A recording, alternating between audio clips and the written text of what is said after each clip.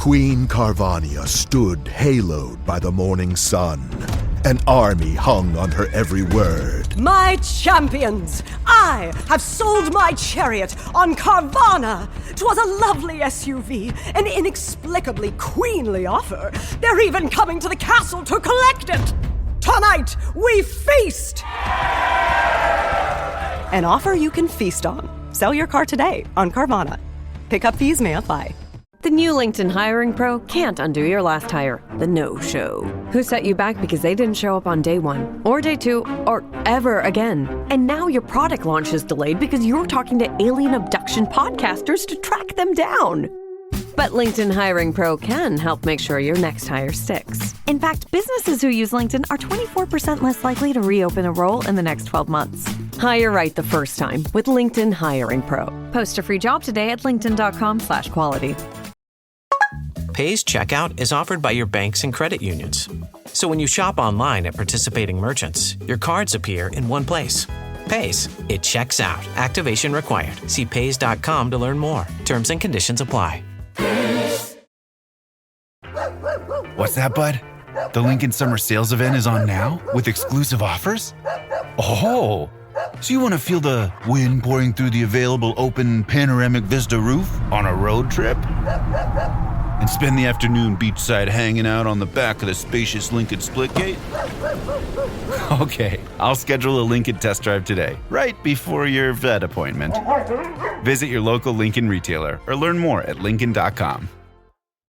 Okay, Mom, for my dorm, I'm thinking coquette meets poet core. That sounds like a vibe. What do you need? And where do we get it? Target. I already have everything on my mood board. A comforter, pillows, and a super cute floral lamp. So you probably need a rug to tie it all together. OMG, they have the perfect CMPC rug. CMPC? Coquette meets poet core. Oh, okay. In that case, let's RTT. Yeah, let's run to Target. You're getting it. Find your dorm inspiration and everything you need at Target. The comments made by Amin Elhassan are made by him and him himself and nobody else, and not indicative of Basketball Illuminati, Tom Haberstroh, Anthony Mays, or any guest incorporated. My assignment: uncover why the association inspires more conspiracy theories in volume and salience than any other U.S. sport. You've heard of the Illuminati. The truth is out there, but so are lies. Your eyes can deceive you. Don't trust them.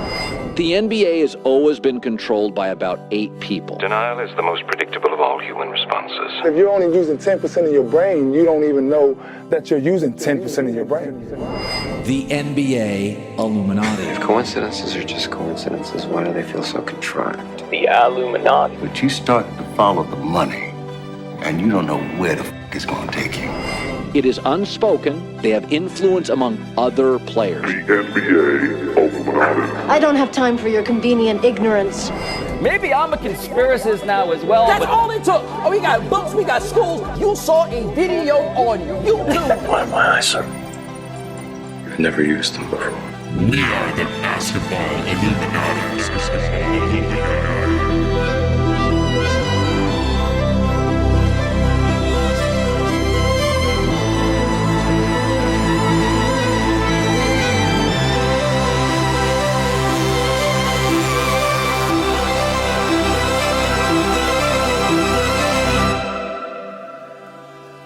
This is Basketball Illuminati. I am Tom Haberstroh, Dr. Tom Haberstroh, and as always, joined by the Pulitzer Prize winning intrepid reporter Amin Elhassan and producer Anthony Mays. What's up, Illumination? Thank you for keeping your third eye open. As always, you can support us at patreon.com/countthedings. That'll get you ad-free episodes and help us continue to produce the show.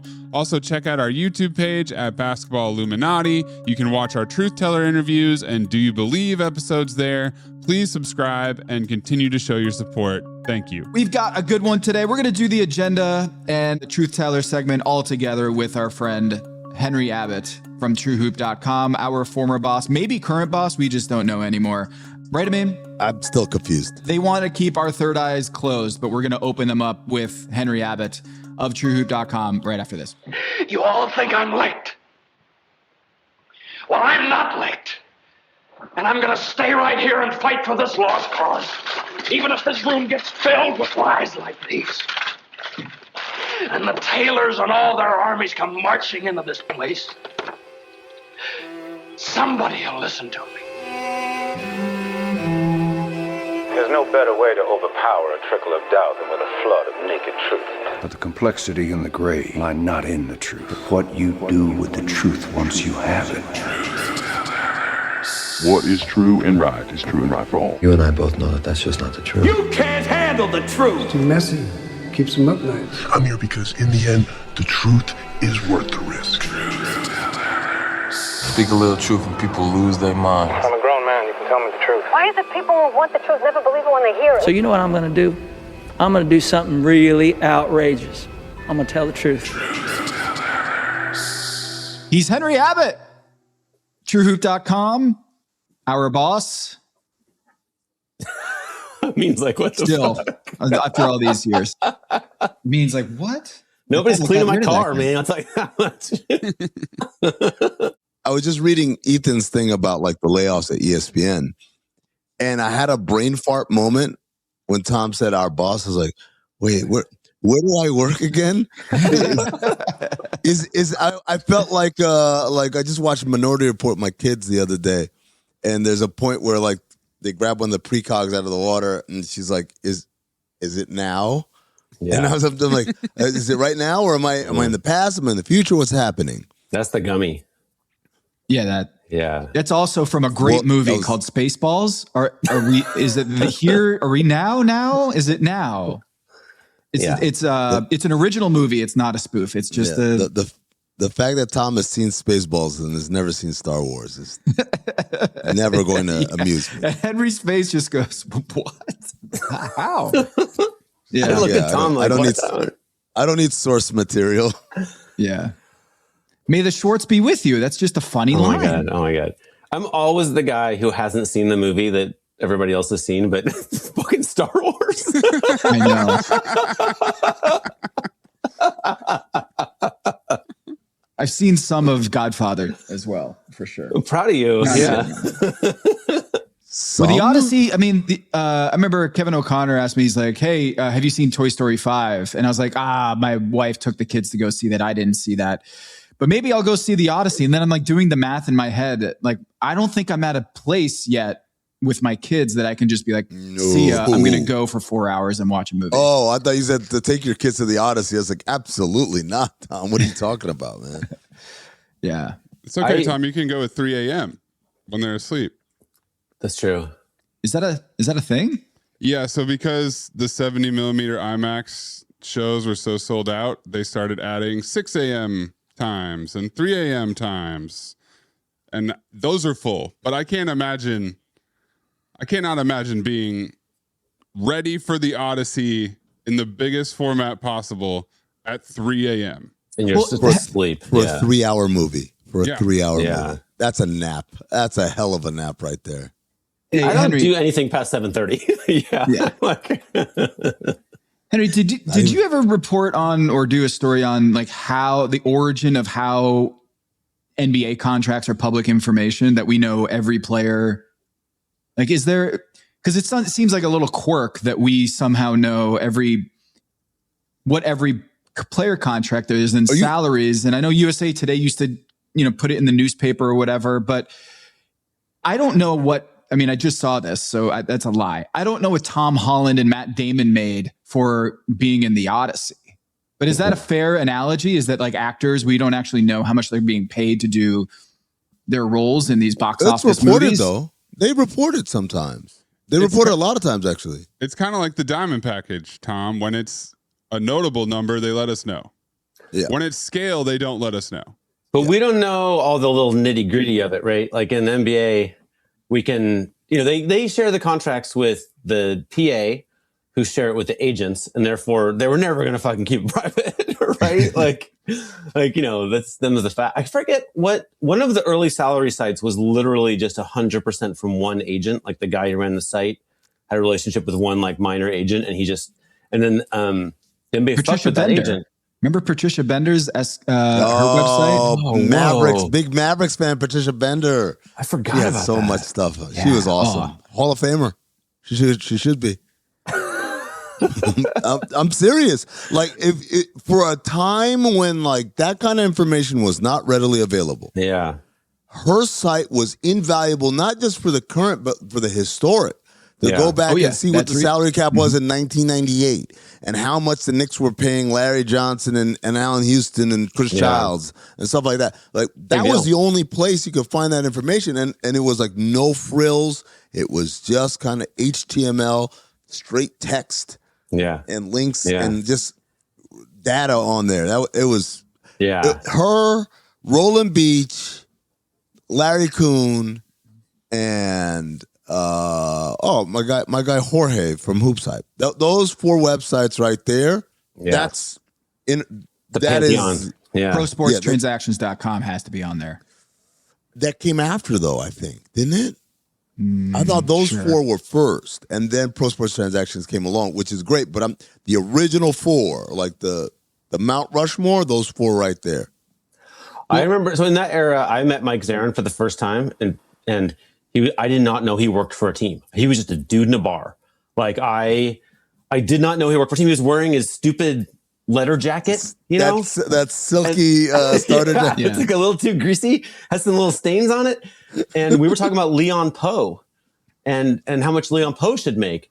And I think Leon Poe had like made had made a big play that night in the bar.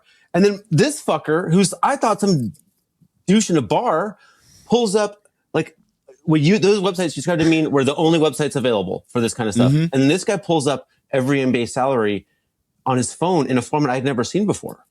And I'm like, what is this? What is this? And he's like, well, we just made a spreadsheet of every salary. And I'm like, we did? You know, it's like, I work for the Celtics. I'm like, you motherfucker. Did he know who you were? He did know who I was. Yeah. Okay. That's it was probably 2006, 2007. Yeah. Like, yeah. Henry, this is your ego at play. You thought it totally normal for this guy to know who you were. No, look, Daryl Morey invited people to a Sloan like drinks thing. Is this at the Fours? Or no, it was before that ever existed. It was in some random fucking bar. And so Daryl's meeting Mike Zarin for the first time. And there were a few other people there. I think it was literally like 5 of us total. But wait, hold on. Daryl meeting Mike Zarin for the first time? Yes. So this is Daryl before he's at the Celtics. No, it's after. That's what I'm confused. He must have known. Okay, but here's the thing. So then I start grilling Mike about his life path. And it emerges that Mike clerked for like 2 huge judges. I don't know judges, but like one of them is like Wapner. Maybe even a Supreme Court judge. One of them is like the world's greatest tax judge. He's like the most respected tax guy. Mike knows fucking everything about the tax code. So then Daryl's like, Daryl's learning that for the first time. Maybe he's not meeting Mike for the first time. I guess you're right. He couldn't have been. But then Daryl does a really dumb thing. I'm a journalist. And he's like, Mike, like, I have a very aggressive accountant. Can I get in trouble if he breaks the rules? I'm like, Daryl, fucking don't say that in front of me. Like, literally one of the things is if you think he's breaking the rules, then you're breaking the rules. And if you think he isn't breaking the rules, then you're okay. Like, anyway. So then Mike has like a meeting with him about his taxes to like figure out if he's okay. Well, there's a lot of transactions that's happened in this summer. Yeah. One of which is the Miami Heat traded for Giannis Antetokounmpo, and someone had asked me, hey, when was the last time a team had basically 60% of their cap tied to 2 bigs? And so guess what website I went to? Patricia Bender's. Yeah. Wow. Because I was thinking, did David Robinson and Tim Duncan at any point take up that much in the cap? And the answer is no. That like Tim Duncan was on his rookie scale, or David Robinson was coming down from his max. Yeah. And so I think literally I think that's the only for 2 bigs. 2 bigs to eat up that Karl much Anthony of the Towns and Rudy. Good call. Oh, sorry, championship team. So like championship team. Now you throw in the caveats. Pull that out, I mean. Yeah. Also, I don't think Tommy so, said right? a key phrase there, coming down from his max. Like that's not 100% of the time that happens, right? Like people ramp way up, in those later years of their contract in many cases. Yeah. David did something different. So I'm trying to think of, first of all, you got to start with teams that had two major bigs and won a championship. So let's start in the modern era, basically since the Bulls, right? Lakers, no, right? Spurs, we just named, right? Pistons, no. Everyone was low salary on that team. Heat, no. It was Shaq and a bunch of dudes, right? And then the Spurs again, okay. Then Lakers, Bynum and Gasol, but Bynum was still on his rookie scale, I believe, when they won. And they were accommodating other huge contracts, like the bigs couldn't have been. Yeah. The Celtics, no, because Perkins wasn't making any money. And then you get to the Heat. Now we know the centers didn't make any money on those teams. And then you get to the Warriors. We know that the centers didn't make any money on those teams. And and so and here you are. Jokic and Gordon are probably the closest. Closest, maybe. Yeah. Mm-hmm. Jokic and Gordon. But I would say it starts with how many teams have their two best players as bigs, just period. Mm-hmm. And then of those, how many of them are both in the prime of their careers getting paid prime money? That's probably even less. It's a short list, right? Yeah, I mean, you go back all the way. I mean, again, if we're taking the championship part out of it, you go back to like Samson and Olajuwon. Like Samson was drafted 83, 82, or whatever. Olajuwon was 84. So even though they didn't have rookie scale back then, it still would have been modest compared to where Olajuwon obviously would end up getting paid later on in his career. Yeah, I mean, we're still, as of this recording, about noon Eastern time on July 21st, and we still don't know where LeBron is going. And we know Giannis and Pat Riley and Bam Adebayo are sitting there. What? Hold on. What? We know where they're going. Where LeBron going. Doesn't know. Rich says LeBron doesn't know. No. He hasn't made up his mind yet, Amin. It's already out there. LeBron is going to, Maze edited my voice here, the Sixers, the Heat, the Cavs, the Warriors, the Shanghai Sharks. I like what you did there. That's good. Yeah. That's how you get a Pulitzer Prize right there. Mm-hmm. Henry, you know what time it is in the league. You're willing to say things that maybe others aren't really willing to go as far as to say publicly, but you feel like, Henry, his third eye is wide open and his one mouth is wide open as well. That's right. I don't like third eye talk. That kind of weirds me out a little bit. Motherfucker, you on the wrong podcast then. The question is, why hasn't LeBron signed yet? What is really going on here? I think they're overplaying their hand here, right? Like the world has been eating from his hand for his whole career, and people crowding around like, what does the king have to say about this or that or whatever? And like, I honestly don't think it matters where it goes. Like, it barely matters. A mid-level 41-year-old, I don't fucking care. I don't care where he goes. He's going to be... Adam Silver seems to care. He said, can we wrap this up, please? We care. Like the way branding works, right? Someone has to be imprinted in your brain for years and years and years, and then you think they're good, and then you watch TV. But like, the good players are 20 years younger. I just don't care. I don't care where he goes. And so we can get all excited about it if we want. But, come on. He goes to the Cavs. Who here is going to place a huge bet on the Cavs to win it all? Like, not Drake. Me. He goes to the Heat. Fucking great. He's going to play like let's be totally honest. Do you think he's going to play 45 games? Could be. Depends. I think it depends on where he goes. Yeah. But he's not going to put a team on his back and carry him to the championship. Agreed? No, but he doesn't have to. Like, I think at this stage of his career, the gambit is, I just got to be around so that I'm not a stranger. But then when we get to the playoffs, we're playing every other day or even longer gaps there. I can become more of a fixture and a determinant of success. But like the big trick is, how do I get to 82? Don't wear myself out, but also don't be relegated to this absentee dad who comes in and is like, hey, I just brought in the milk, guys. You remember me? Let's go to Disneyland. Like, you don't want to do that either. You want to be somewhat familiar and integrated in within what's happening so that when the time comes, no one's going to be, it won't be weird and awkward on the court, but B, also there won't be any feelings of resentment. Like, who's this guy parachuting in? Yeah, so look, he could be part of a title team, conceivably, as could Steph, as could Giannis, as could the biggest stars of the last decade. But it comes from what you're saying, I mean, right? Like, someone else has to drive the bus, right? Like, someone else has to make this a contending team, and then you can play a role in it. And this is a super competitive. I mean, did you watch the Spurs and the Thunder? You know what I mean? And then like it's a furious pace, right? And Grandpa can't play that fast. Like, it's just too. I think it's very unlikely that someone past the age of 35 is going to be an important two-way player on a deep playoff team. Do you think he knows that though? Yeah, because he does. I do think that he wants to win a championship to end his career. Sure. It's good to want. Yeah.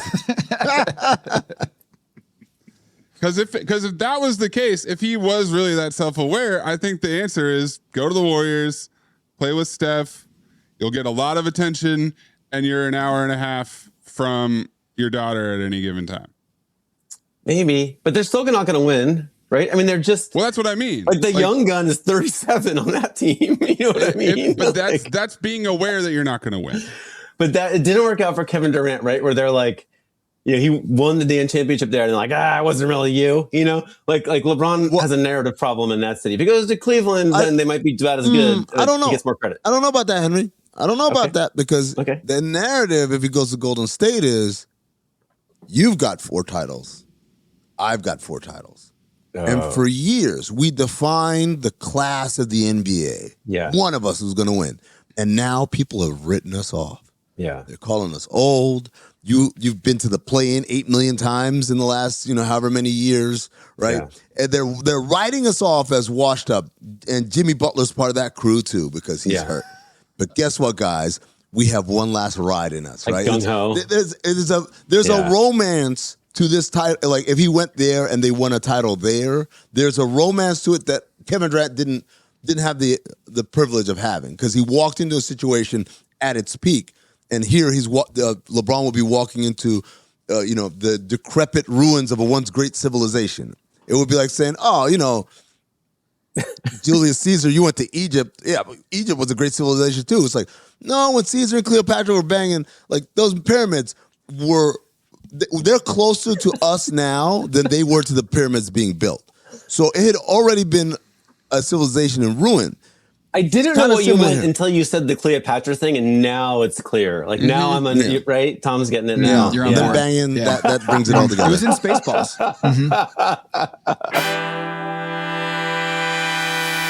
You know what shouldn't cost money? Managing your money. That's why I've moved on from my traditional old school bank that charged me overdraft fees and monthly fees and minimum balance fees. I'm done with fees, and that's why I'm using Chime. Chime members can benefit from up to $1,150 in annual rewards fee-free. They have thousands of ATMs fee-free. You catch it on here? Now check out some of these benefits. You get 5% cash back on Chime Card in a category of your choice, like gas or groceries, whatever you're using the most. You get savings that grow faster with a 3.75% APY. That's 9 times higher than the national average. You can even get $500 of your pay with MyPay. They also have Spot Me, which lets you overdraft up to $200 fee-free. All of which make it so much easier to manage your money. Chime is not just smarter banking, it's the most rewarding way to bank. Join the millions who are already banking fee-free today. Head to chime.com/basketball. That's chime.com/basketball. It only takes a few minutes to sign up. Chime is a fintech, not a bank. Banking services from MyPay and Chime Card provided by Chime's bank partners. Optional products and services may have fees or charges. Stated annual percentage yield and cashback for Chime Prime only. No minimum balance required. For more information on APY rates, MyPay, SpotMe, and travel perks, go to chime.com/disclosures. Visible puts the ultimate wireless hack in the palm of your hand. With unlimited 5G wireless data and hotspot designed to keep you connected, powered by Verizon's 5G network. And no contract holding you back. Plans start at $25 a month. Or get the premium Visible Plus Pro plan and save $10 on your first month when you use promo code HACK. Make the switch at Visible.com. Terms apply. See Visible.com for details. Choice Hotels get you more of what you value. Here's a little tune to help you remember. Same drive, different day. Don't you wish you were getting away? Pack your bags and come on through. Texas, Ohio, Alaska, we're up there too. Comfort Inn, it's calling your name. Save on the stay. Oh, and free waffles are yours to claim. Well, I hope you like my little song. Book direct at choicehotels.com. AI is moving fast across the enterprise. But without visibility, it's just chaos. Different tools, different models, different teams using AI in completely different ways. ServiceNow turns that chaos into control. With the AI Control Tower, you see all your AI across the business in one place. What it's doing, what it's done, and what it's about to do. So you stay in control. To put AI to work for people, visit servicenow.com. This episode is brought to you by Perfect Bistro Cat Food. Cats, this ad is for you. Has your human ever called you picky, persnickety, choosy? If so, Perfect Bistro Cat Food is for you. With ingredients like wild-caught tuna and pasture-raised lamb, tantalizing textures, and delectable flavors that meet even the most discerning cat standards. You're not picky, you're just perfectionists. Perfect Bistro, mealtime perfection for every cat. Have your human visit perfectbistro.com. So I think the four finalists all do have, in the off chance that he wins a championship, they have a romantic narrative to it that I don't think would exist anywhere else. In the case of Miami and Cleveland, it's like, I once brought prosperity here, and I've returned to bring prosperity one last time. In Golden State, it's like, my old foe, now we're on the same side. It's the Expendables or whatever. And in the case of Philly is, you guys haven't won shit in, 25 years. Well, no, not 25. You haven't won shit since 83, so that's over 40 years. And even your last success was one win in the finals. And since then, you haven't made it out of the second round. It's kind of like a mini New York. Like, if he's not going to New York, then I can play savior here, just down I've come to 95. pull you out of this despair, right? Mm-hmm. He's got those four teams. Denver would have been tough. I think. Maybe Minnesota, maybe not. I don't know. But I mean, you're talking about these stories, like the narrative, right? But what Henry and I both know is that the body tells the story. It's like, that's the story, is can LeBron's body, can Joel Embiid's body. What are you talking about, Tom? What are you talking about? You're talking about, can he win a championship? I'm telling you that any one of these teams he goes to, if he wins a championship, there is no stigma, there is no delegitimization of that title because the narrative has already been built. I like what you're saying, Amin, and I think I generally agree with you, but I don't think any of those teams are going to win a championship, right? I don't think LeBron's going to win another championship. But if the Warriors win a championship, the only way I can picture it happening is because of the nature of his game. I think Steph has more volatility to his game where he might have a 48-point playoff game or whatever, right? Yeah. And if that is how they win, then people are going to go into this like LeBron didn't do it thing, right? This is the parallel I would draw upon you. When we think of the Olympics, we think of Steph Curry as being the driving force in this semifinal and in the gold medal game. Yeah, but we don't discount LeBron's contributions because they were so indelibly tied. It wasn't like, oh, he was sitting on the side watching Curry do all these things. He's up there. They're running the inverted pick and rolls and they're running the handoffs. And it was them two playing together in unison and in sync in a way that was just like, I called it the most perfect basketball I'd ever seen. Mm-hmm. I've never seen two guys who never play together be so on the same page. And it left me, that was the day I said, I want to watch more of this. I don't care how it needs to happen. I don't even care if the team is good. I want to watch more of this. And I think it's the only time I've ever had that desire as a basketball observer to say, like, I want to see those guys play. Everything else is just like, yeah, whatever. Well, Team USA, that's the one. That's why Chris Bosh and Dwayne Wade and LeBron wanted to play together, right? Because they fell in love with playing together. Wait, they played together? When? What? I know, it's weird. It's not in Spaceballs, but you did move to the city to cover them. Yeah. Henry and Royce and Chris were like, hey, what are your thoughts about covering the Miami Heat? Like, you're tanned. Let's do this. Yeah. It's like, there are Greeks in Miami.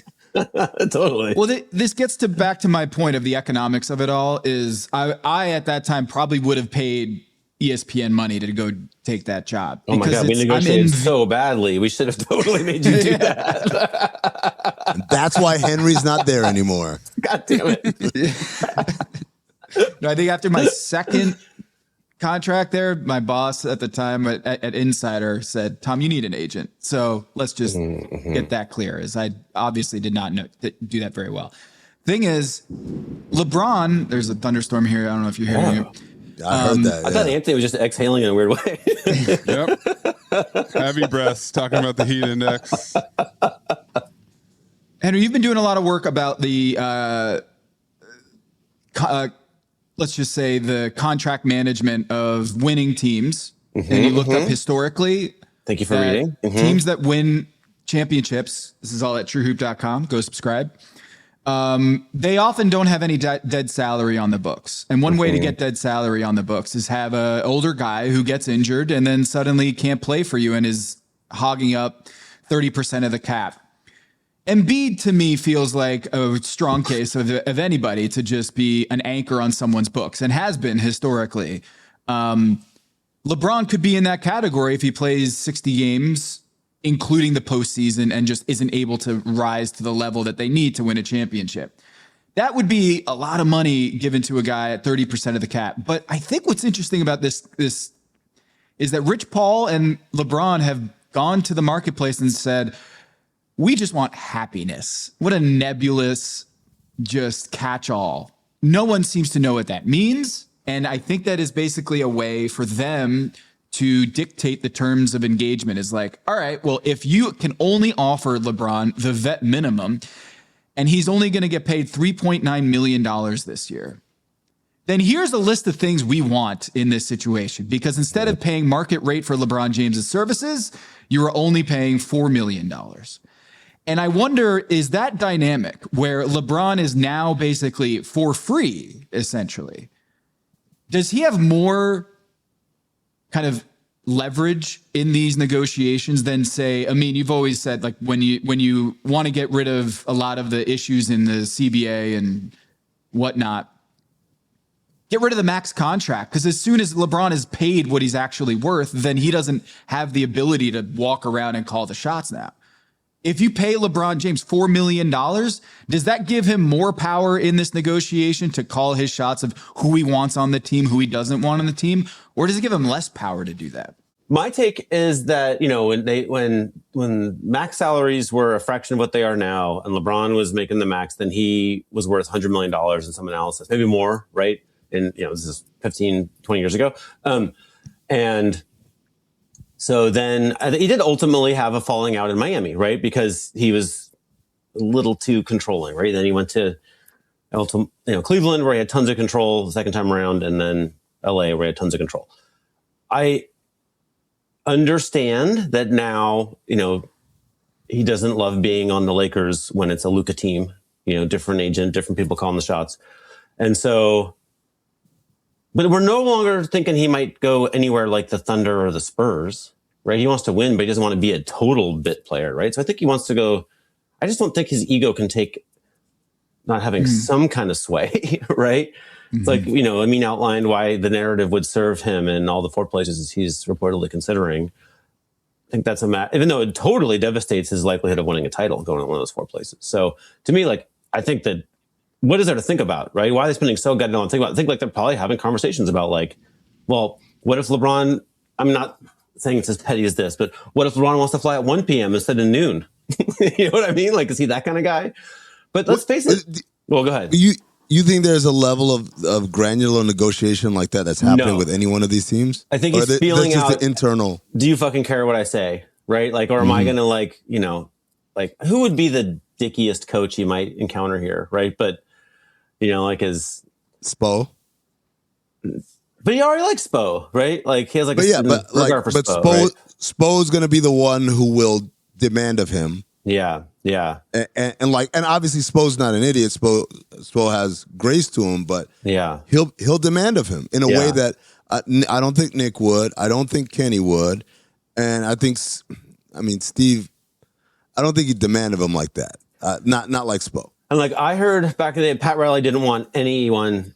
Like he didn't want any of LeBron's posse like in the arena, right? Like on the plane, this kind of stuff, right? Yeah, like they could be obviously they could come to the games, but it's just like he didn't want like practice, they were accustomed in Cleveland. They would ride on the team plane and on the team bus and stay at the team hotel, and Miami was like, we don't do none of that shit. So I think these kinds of control questions are probably mostly what there is to worry about at this stage. Do you think there's personnel questions? I think that might be part of this too. I don't want to play with Embiid. So if you can figure out a way to get Embiid out of there, then you're going to be a real team. And so I do think that there might be some of those questions. LeBron's like, I don't want to play with that guy or that guy.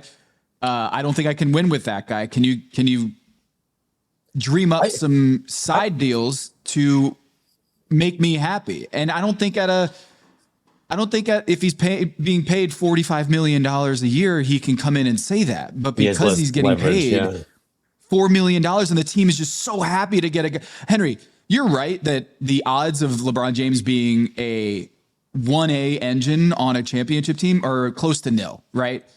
But for a team, all they're seeing is like, we're paying this guy $4 million to come in here, and that allows us to bring in more expensive players around him. And that economic rent is so big. But not anymore, right? The season's like the off season's drying up. Like this like in the case of the Cavaliers, I'm the kind of dork who is worried about the Cavaliers not having enough defensively elite players to hang with like these really good teams that win championships, right?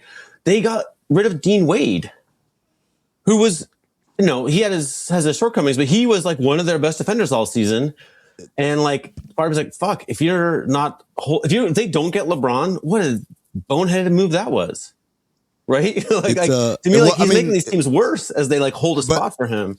But Henry, the flip side is you could argue they were already in that position because of the payroll was just out of control. And they're trying to factor in what Harden is going to make. And that's the interesting thing for me. Harden forced his way out of there to Cleveland because he was going to get his money. And now he's the one. It's not Dean Wade. It's Harden who's the one who's sitting there like, what do you mean I'm not going to get my money? Everyone's saying all the right things, but it's like that's the interesting thing for me. By the way, to Tom's point, this is a quote from Rich Paul, where he said, "These people don't know nothing, man," and has not told teams to hold cap space or make moves for LeBron. So, don't know nothing, Tom. They don't know nothing. You don't know nothing, Tom. He also said, there is a very teams to go above and beyond. So above and beyond, that's an interesting way to phrase it. We didn't ask these teams to go above and beyond. Well, that suggests that there's like an extra level that they need to get to. But what if the terms of engagement are like, all right, these three things we want, and we have three other teams that are willing to play ball. Are you going to play ball too?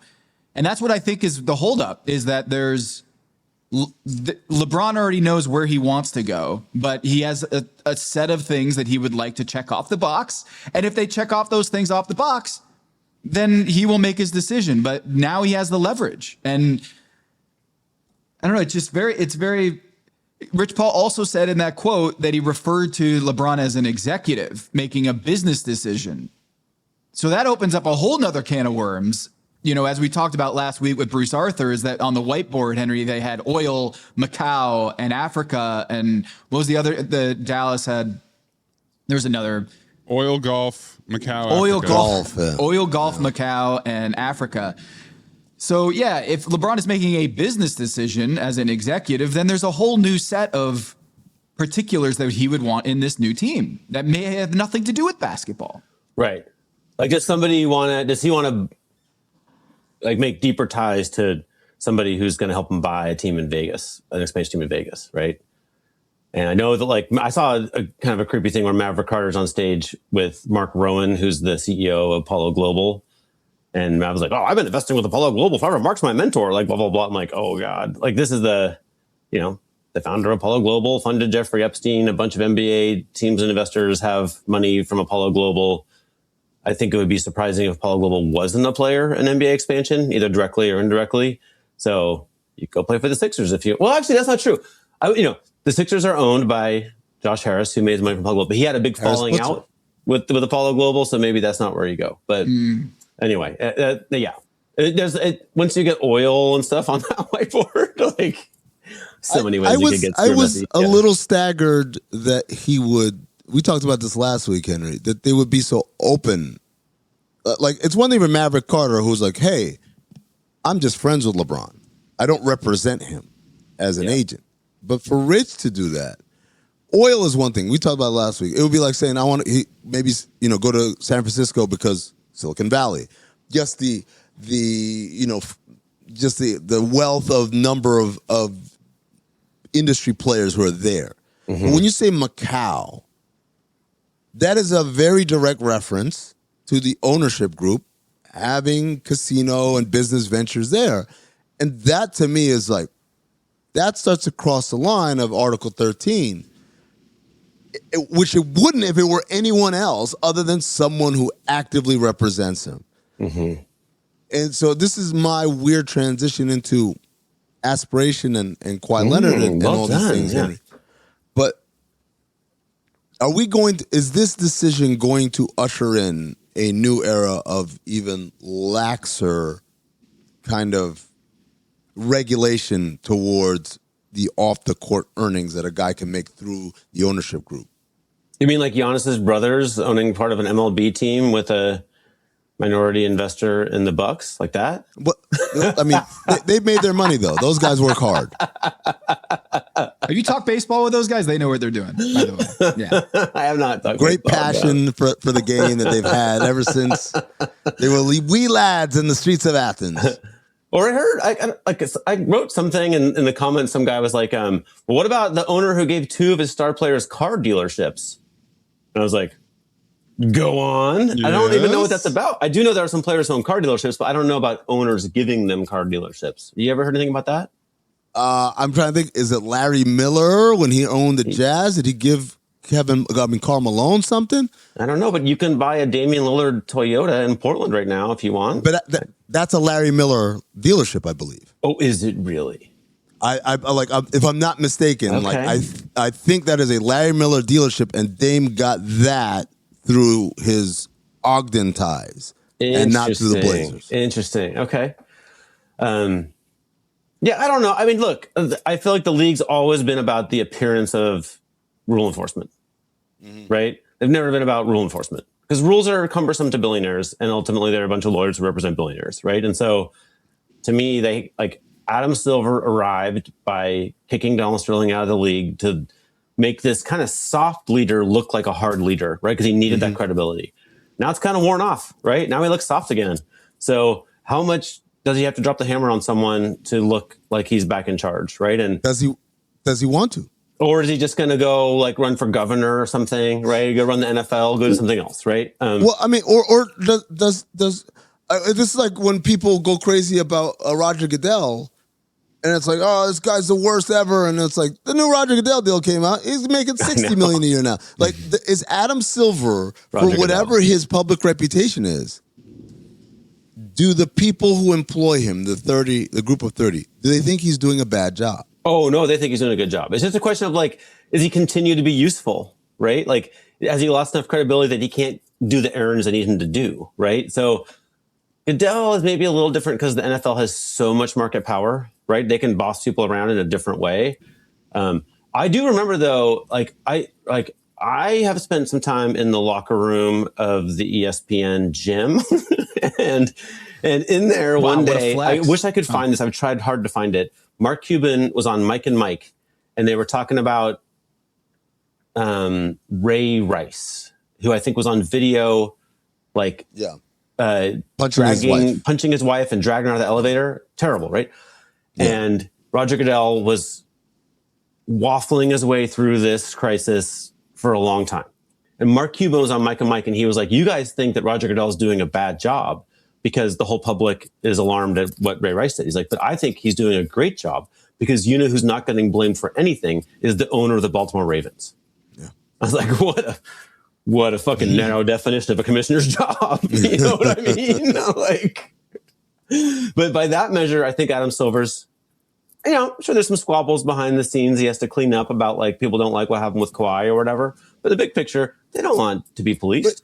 Because there's two schools of thought. Like, there's one school of thought where it's like, hey, do the other owners want these Clippers to the hammer come down? Yes, because they cheated, and even though it didn't really work out for them, they shouldn't be able to do that.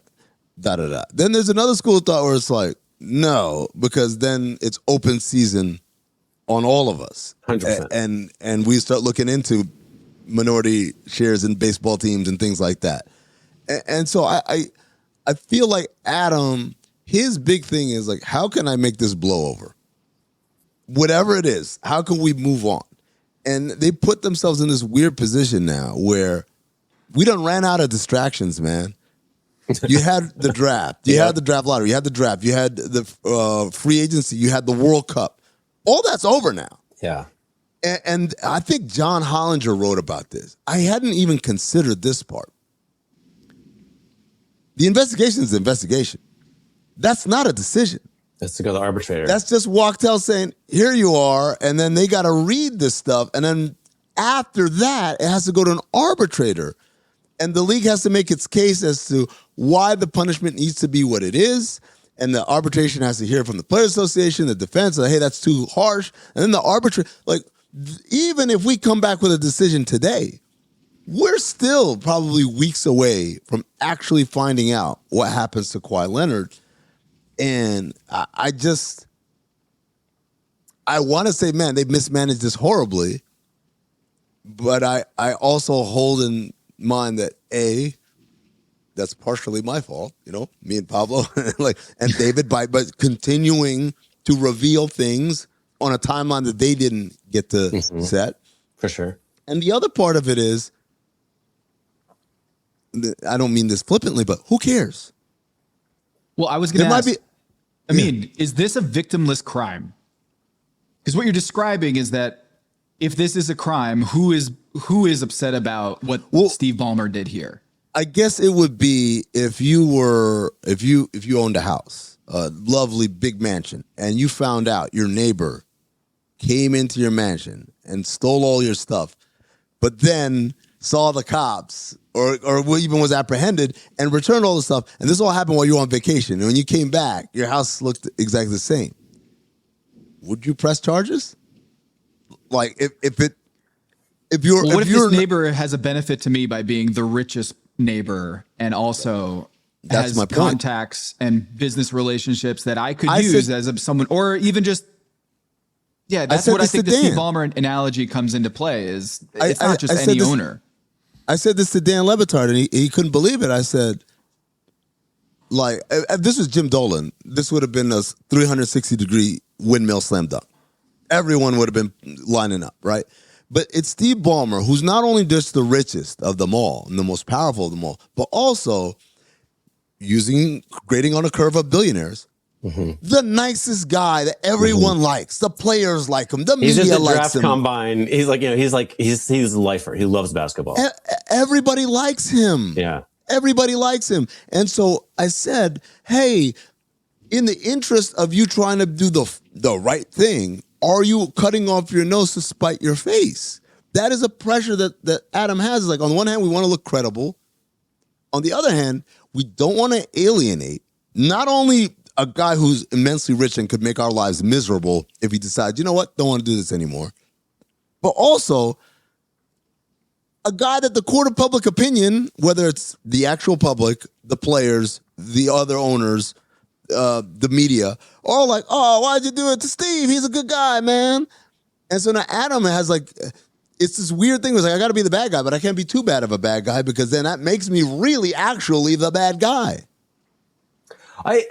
Well, there's you're describing the short-term cost, and like long-term, there's either zero cost or a huge cost to not really having rules, right? And yes, and like, you might just get away with it, but it comes a little bit like yesteryear NCAA basketball where all the stars get paid illegally and once in a while blows up, right? And mostly it's fine. Everyone's like, oh, at least, we love, John Wooden's UCLA teams or whatever. And it's like, oh, I got this other guy on the side. You know what he's doing? But mostly no, John Wooden gets to write 35 books and, just be seen as this revered character. Mostly we get away with it, right? And, but every now and again, there was the FBI wiretap thing where it's like, oh my gosh, this whole thing is just filthy. So to me, the NBA has been a little more rule bound than the NCAA through the years. But if this Kawhi thing, if there's just a slap on the wrist, then you would be wise to hire Uncle Dennis because he knows how the business really works, right? Be like, why don't you actually get me some players through the adult channels that we really get them through rather than the baby stuff where you follow the CBA? I love that. I love Uncle Dennis using this as a platform to launch his own consulting firm. Yeah. Suffering from dry, tired, irritated eyes? Don't let dry eyes win. Use Systane Pro. It hydrates, restores, and protects dry eyes for up to 12 hours. Systane Pro. Triple action dry eye relief. Traditional banks are making it harder than ever to secure a small business loan. That's why thousands of business owners trust Cardiff for same-day funding. With over 2 decades of expertise, business owners keep voting Cardiff America's favorite small business lender. Apply now for up to $500,000 in same-day business funding at cardiff.co/Spotify. Again, that's cardiff.co/Spotify. Cardiff, borrow better. Wait. We can't wrap this up, Henry, without talking about your $8 billion, fine Steve Ballmer $8 billion idea from September. Now we're talking. Yeah, let's do this. So you wrote that in September. I still feel good about it. And you still feel good about it. So yeah, lay out your on the table what you think Adam Silver could or should do on this. It's a creative solution to be sure. But look, so everybody wants Steve Ballmer in the league, right? And they want all his money and they want to look like they dropped the hammer on him. So I would simply, to me, it just makes perfect sense. Kick him out. Donald Sterling him. Tell him he's done, but he's not banned for life. And then he just pays whatever the fortune is they need for an expansion team in Seattle, which is what he really wants anyway. And boom, maybe, charge him a fortune. So he's out. And we're like, we'll have a couple of years of oh my God, they kicked Steve Ballmer out. The whole time he's meeting with Adam every goddamn day about how beautiful everything's going to be in Seattle. And then he's going to come back with this bazillion-dollar team and, redemption story, blah, blah, blah. I love the idea. It's not a fine. It's you're kicked out and then you have to pay the expansion fee. Exactly right. And they can't let the players get that money. And under these terms, they set the expansion fee probably a touch higher than they were going to. Yeah. Well, because a suspension kicker. Yeah. No, it's just that we got a good market. We have a very good market for expansion. Yeah. But also if he's forced to sell the Clippers in this scenario, LA team in a brand new state-of-the-art stadium that's paid in full, basically, and all of the other kind of trappings that come with that. That's not going to go for, that might go for more than the expansion. He might end up making money on this. Mm-hmm. Whatever the expansion fee is, it's probably going to be less than what the sale price on the Clippers would be. Damn, but don't forget the CBA says they can fine him $1 million, I think. So you got to factor that in too. Yeah. Okay. I'm sorry. To put that on the ledger as well. I love this idea because it's just it would be perfect billionaire kind of chicanery, exactly, we taught him a lesson. We let him move home and gave him more money in his pocket, For some reason, he has to wear an ankle bracelet for the first year. I'm not sure why. Scarlet letter.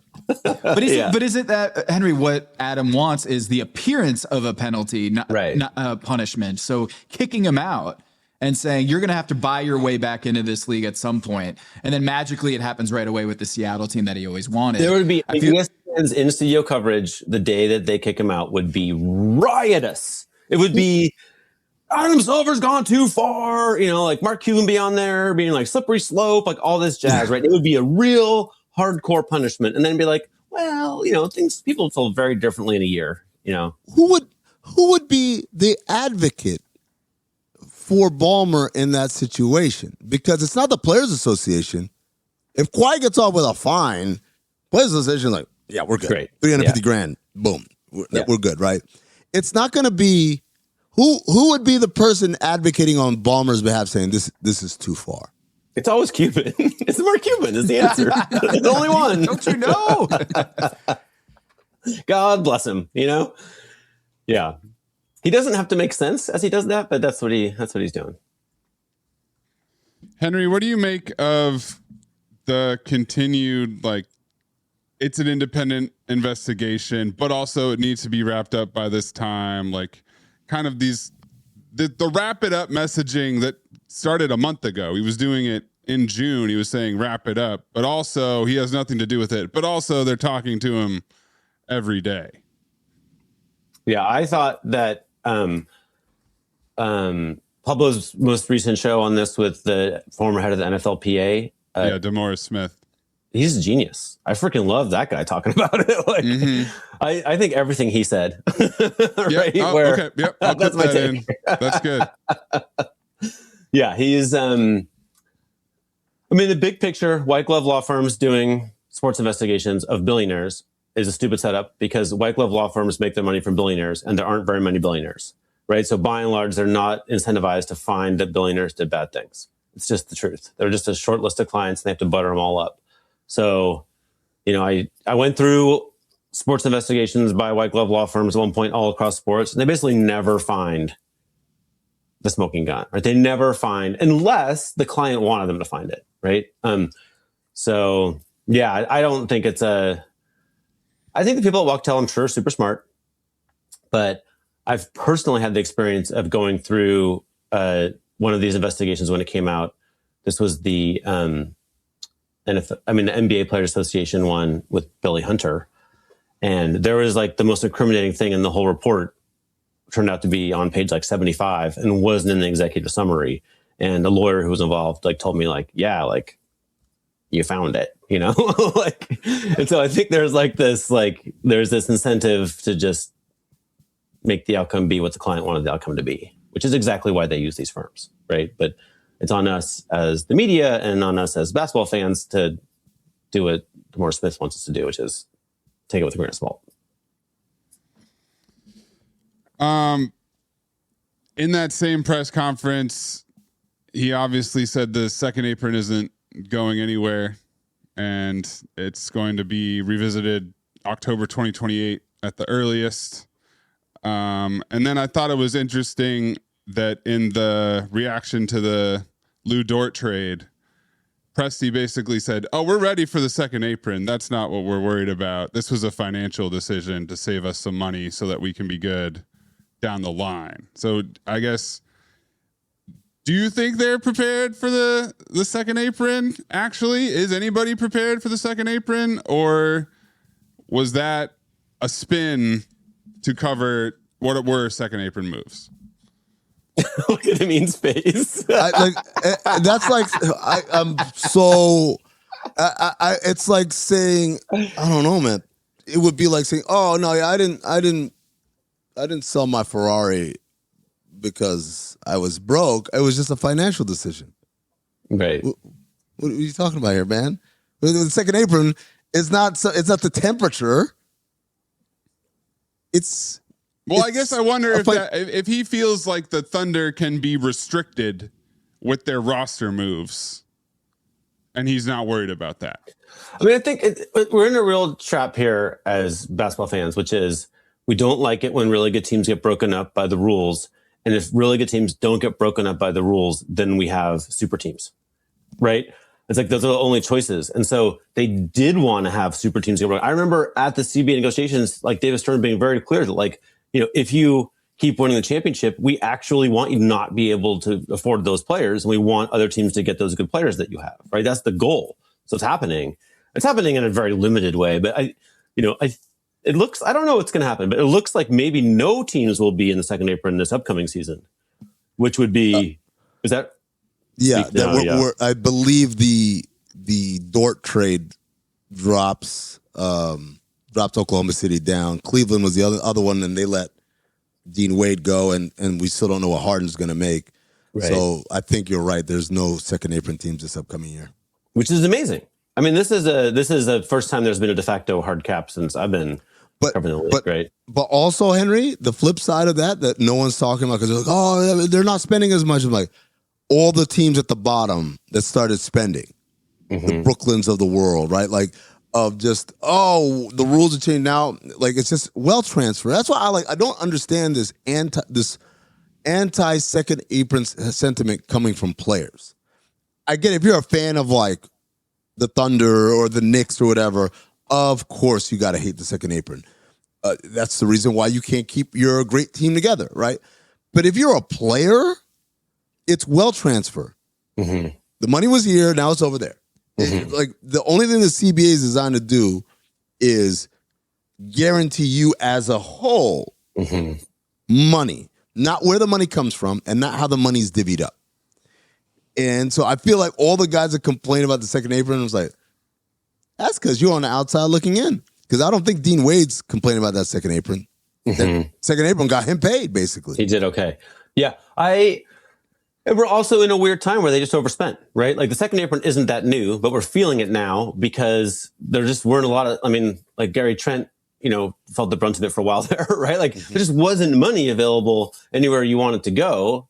And so, it's going to be several years of unwinding that, which also means, I think, to the point about, huge salaries that we talked about earlier, I'm not sure, like, going forward, if no one's going to go in the second apron and all these Brooklyn spots are filled up by Julius Randle and stuff, right? Like, who's really going to be like, and then if Luka Doncic is trying to make it to full free agency, who's going to be able to bid on him at the $80 million he'll make at that time, right? Like, I feel like maybe the second apron is going to start hurting the high end salaries going forward.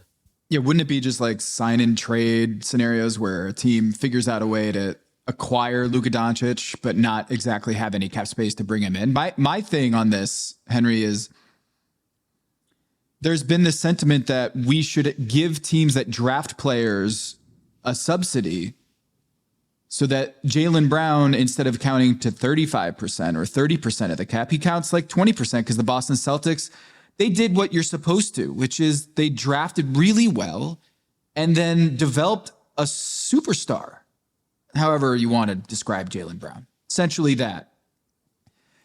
I feel like be careful what you wish for, because I think for people who are imagining this as like the Celtics or the Oklahoma City Thunder breaking up Chet Holmgren and Jalen Williams, we don't want that. If you draft well and create this system with homegrown players, we should want that, right? But that's using the old model of the draft lottery system. The new draft model, can you imagine if another Wemby comes along and the Knicks have a tough year and they finish in the middle of the pack? They luck into the next Wemby, and then they also get this subsidy on top of that.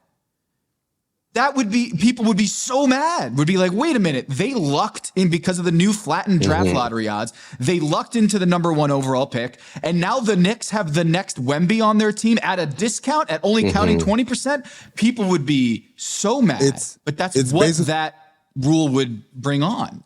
Yeah, basically, Tom, it's San Antonio 97, but like you wouldn't need the abject failure of 97 for them. They could just have a mediocre year, right? Yeah. Where it's like you're a 55-win team, you had one mediocre year, and now you've got a generational talent who's going to define your franchise, basically.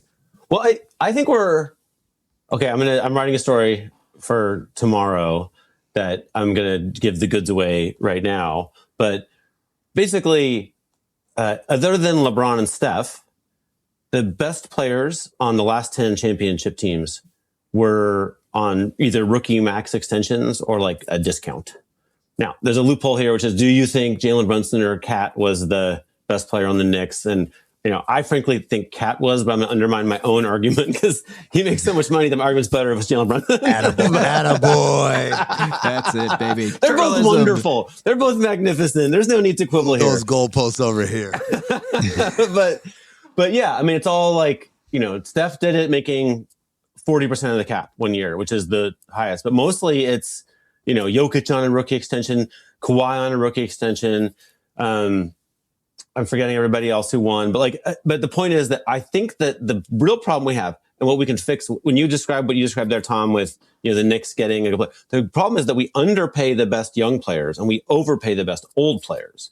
And so, Jaylen Brown at 27 arguably should have made even more. But the problem is that the deal he's up for now, is for when he's going to be, he's up for an extension it'll take him to 34, and he's going to make like 70 plus million. That sucks. I don't want, so that's why the Celtics got to get rid of him now, is because he wants this extension now, and it's a bad one. And I think the CBA should accommodate more money for younger players and less money for older players. You know how you do that? I've got a very sophisticated, balanced system to figure out how to pay players appropriately for where they are in production and upside. And it's don't have a max. If there's no max, Jaylen Brown makes the $70 million when he was worth $70 million. And so now we can adjust. Now he's made all the money. Now we can be like, okay, you need to take a little less. We paid you what you were worth when you were worth it. Now you need to come back down to earth a little. Same thing with Wemby, right? Although I know Wemby made the decision to take the lesser max, but if there was no max salary and there was no rookie scale, Wemby would get paid what he got paid, what he's worth right now. And then now it's up to him to make a decision of, do I want to leave money on the table or not? To me, it's just these are all fruits of the same poisonous tree, which is you try to it was weird. The original intent of the max contract was these salaries are out of control. We have to limit them. Kevin Garnett, 120 million. That's why they did it. And what it ended up doing was the spending is the same. As I said, it's wealth allocation. 50% is 50%. No matter, it's just how we divvy it up. And from an owner's perspective, divvying it up with a max salary is like, oh shit, now I got to, not only am I not paying my best guys what they're actually worth, but I'm taking this extra money and I'm paying all these other dudes who aren't worth that much, right? If I could pay Joel Embiid what he's worth right now and Tyrese Maxey what he's worth right now, would I have $10 million a year left over to pay Dean Wade? Probably not. I wouldn't.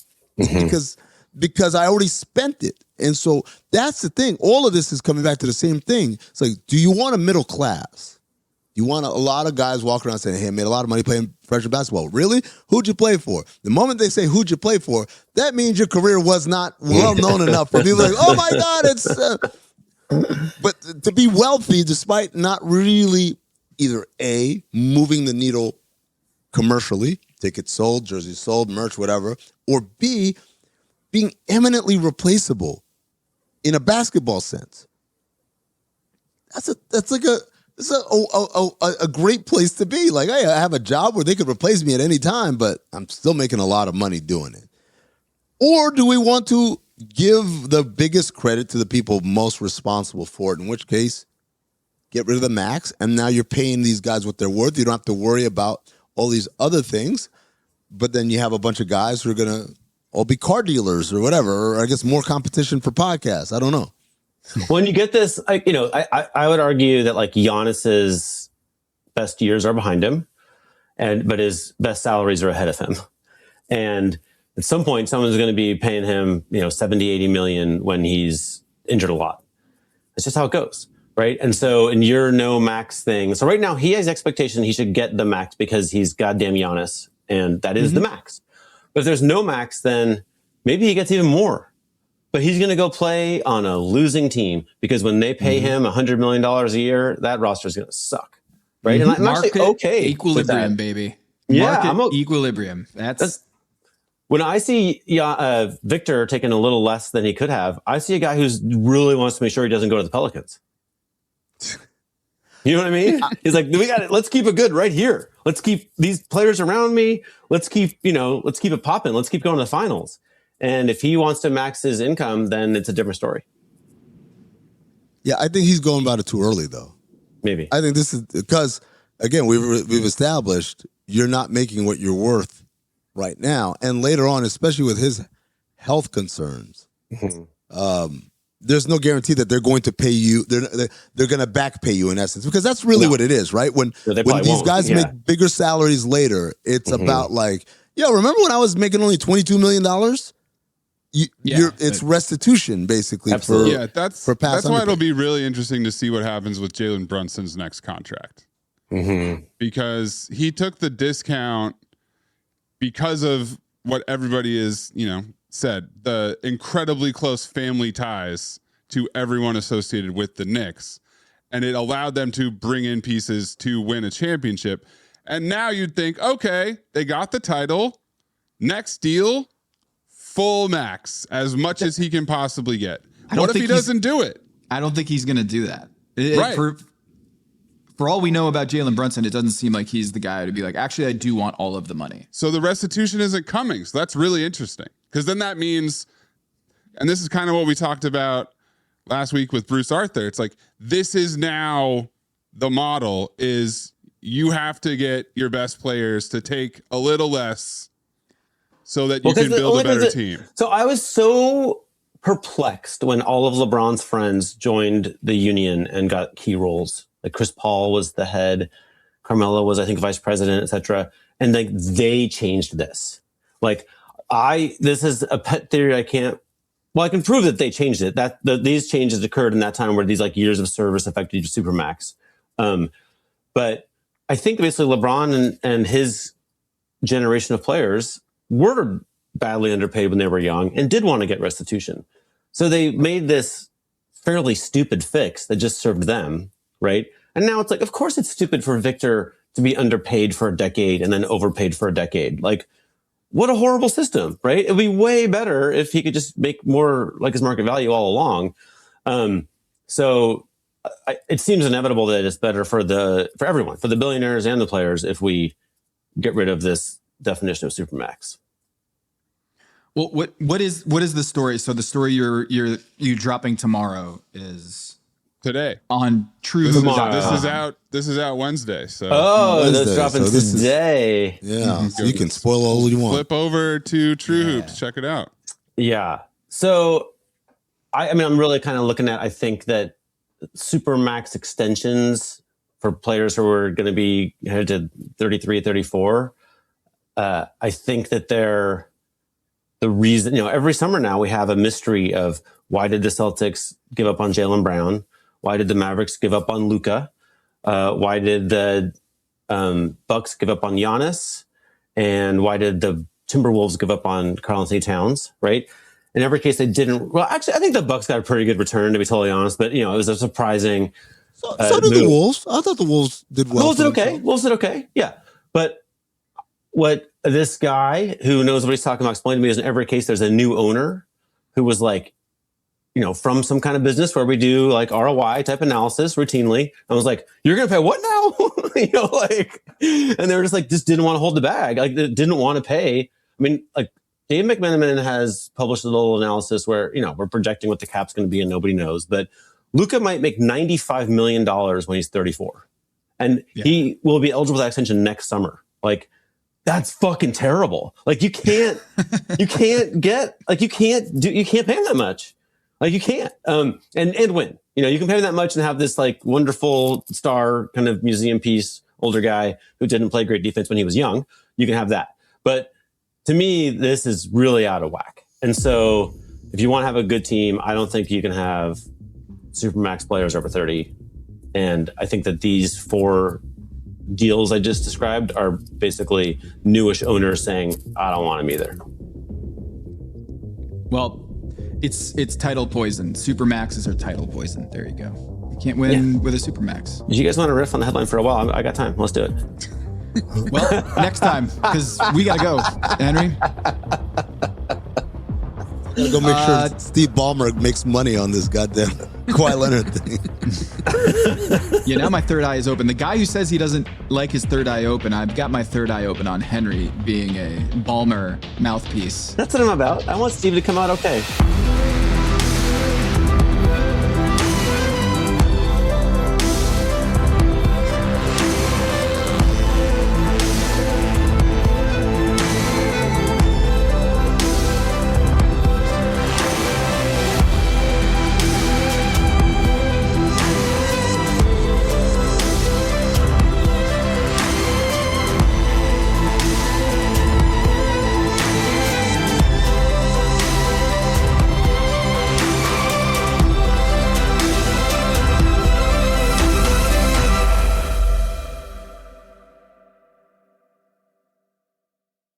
At Blinds.com, it's not just about window treatments. It's about you, your style, your space, your way. Whether you DIY or want the pros to handle it all, you'll have the confidence of knowing it's done right. From free expert design help to our 100% satisfaction guarantee, everything we do is made to fit your life and your windows. Shop up to 40% off with minimum purchase and a free professional measure right now at Blinds.com. Plus, pay at your own pace starting at 0% APR with Affirm. Terms apply.